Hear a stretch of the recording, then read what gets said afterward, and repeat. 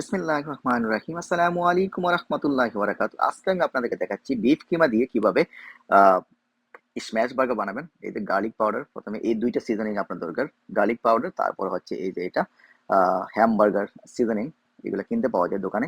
তো কিনে নিয়ে আসতে পারেন। তারপরে গোলমরিচ, এই যে দেখুন এই মেশিন দিয়ে গুঁড়ো করে তারপরে এগুলা দিতে পারেন। তারপরে এগুলোর সাথে মিক্স করবেন ভালো করে।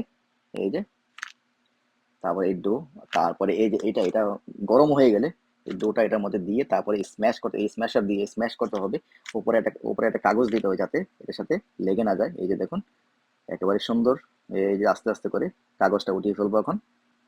এই যে দেখুন খুবই সহজ পদ্ধতিতে আপনারা গড়েই স্ম্যাশ বার্গারের স্বাদ নিতে পারবেন। এই যে দেখুন হচ্ছে, যখন এক পাশ হয়ে যাবে তখন আমি উল্টিয়ে দেবো। এই যে দেখুন এরকম যখন পোড়া পোড়া হয়ে যাবে দুই পাশে, তখনই আপনার এই বার্গারটা রেডি হয়ে যাবে। এই যে দেখুন এক পাশ হয়ে গেছে আমার, এখন আরেক পাশ